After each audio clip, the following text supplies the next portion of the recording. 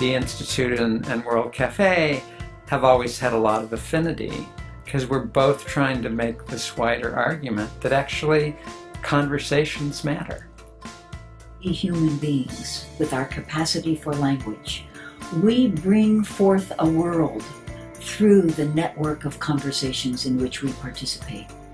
The times we're in are actually calling us to be conversational leaders in a lot of different contexts, in a lot of different ways.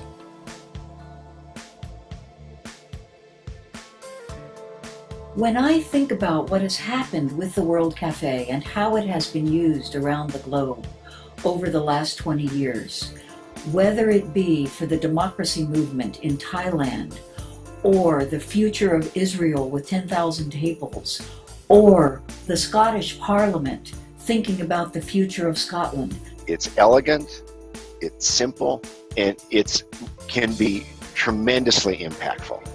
We've used World Café to work on issues that have been adversarial for 15, 20 years on water quality. We've used it on budget issues with state government shutdowns. Think of the World Café as this powerful invitation to really step in and to share both what is on your mind and in your heart. We were really seeking a way to engage parents in meaningful conversations about keeping their children safe and their families strong. It allowed us to settle in and share what we really care about, share what we are doing, learn from each other. And most importantly, I think for parents, was the opportunity to listen to themselves. It had a life of its own, which I think World Café does. In a lot of ways, it unleashes people to start to connect to each other and to what they really want to do, care about, what's possible. What we were really exploring were personal stories about amazing things happening in South Africa. And I was a participant in that cafe with many other people. And I remember hearing these amazing things people were sharing and leaving that cafe feeling different about my country. Is when we did cafes around the country around a strategic plan to end homelessness. And we had 8 different cafes in 8 places across the country, between I think 50 and 150 people at the cafe. And what came from those cafes were 5 key areas for our federal government to begin to intervene in homelessness. It is the social art form of the future.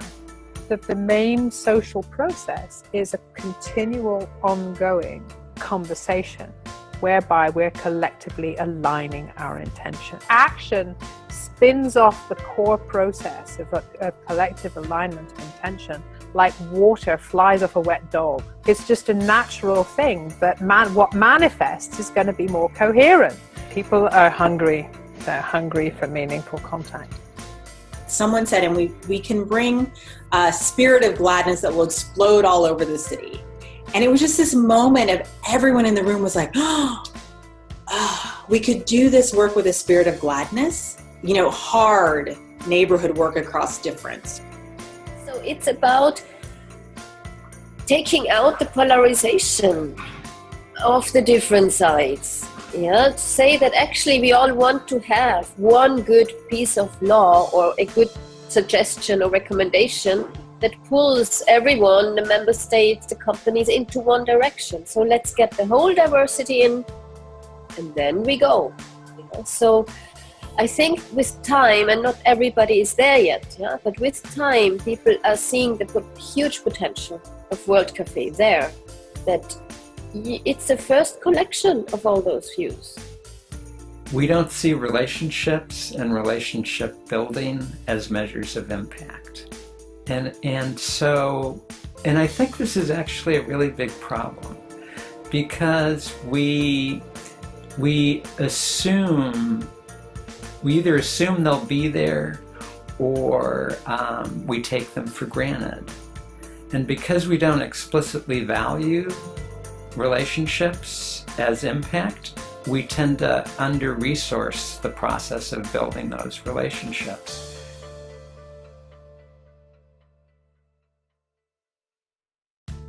In fact, if we did nothing else but set out radiant positives, that would be our work. Up until this moment, we can ask ourselves, what might be possible now that might not be possible before? What has heart here? It's really a question that matters. What has heart here? One of my biggest hopes for the future is that we will recognize that the how of a situation is as critical as the situation itself. So, for example, in general, philanthropic organizations have been issue-oriented, but not as much attention has been placed either in funding or in actual exploration at the leading edge of practice of how we deal with these complex issues, the what that we care about. And I think until those two domains are partnered intimately at every level of system and in terms of the kind of research and other support they gain, it's that combination that is going to yield the real breakthroughs. My work with the World Café has been focused around hosting dialogues with the theme of intergenerational partnership and collaboration. And what I've noticed is that the World Café, again, provides a hospitable place where people feel welcome. And there's a real spirit of discovery going on, where people feel like there's not any answers that are premeditated and they're not going to be judged, and we can engage with a sense of curiosity with one another. The World Café is a living being, but she needs us to live her. And she needs us to share her. And so my dream is that each of us who has come to know the World Café continues to live her, to share her, and continue the work.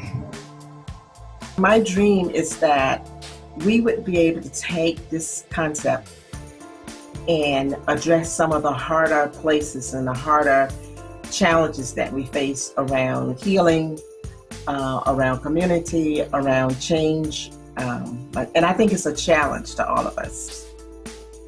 So to the degree World Café can become just a way we know how we are connected, and a way communities or groups or organizations or even nation states could think about how do we learn from each other, how do we know and appreciate the richness and the gifts of the whole and of each of us, it would serve us towards peace and well-being.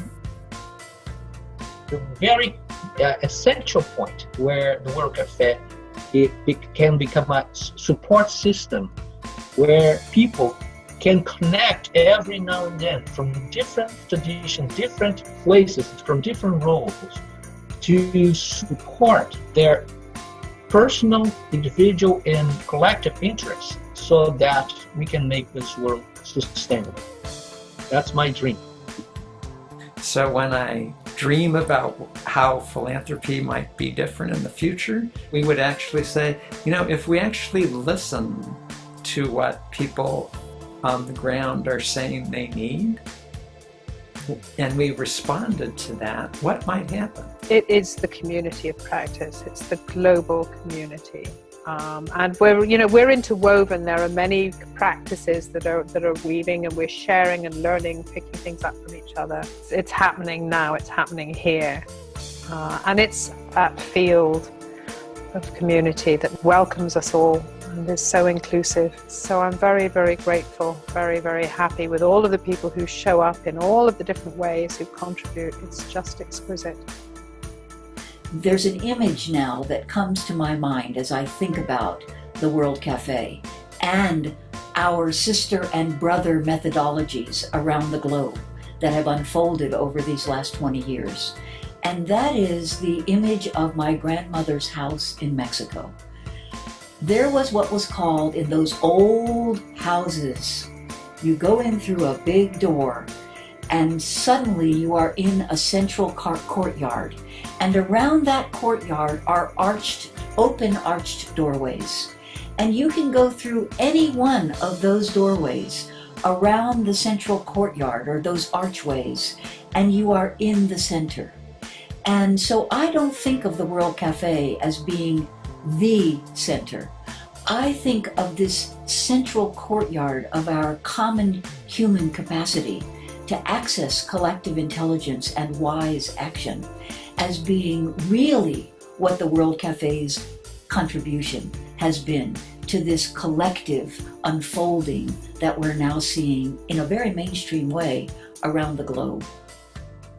So when I dream of the next 20 years of World Café, and the other methodologies and disciplines of conversational leadership in the central garden of our shared work, I see the continued growth of our global community. I see the flourishing of ever-increasing diversity, particularly across generations. I see people connecting across cultures and time zones in online environments that are truly life-affirming and invite our whole selves to participate in this shared learning experience. I see the World Café making a significant contribution to our capacity for resilience and greater wisdom in all fields of human endeavor. And finally, I see the health and vitality of both the human community and the more than human community and the rest of the natural world being stronger and more positively interconnected than we can possibly imagine. I imagine us continuing to have these conversations that matter.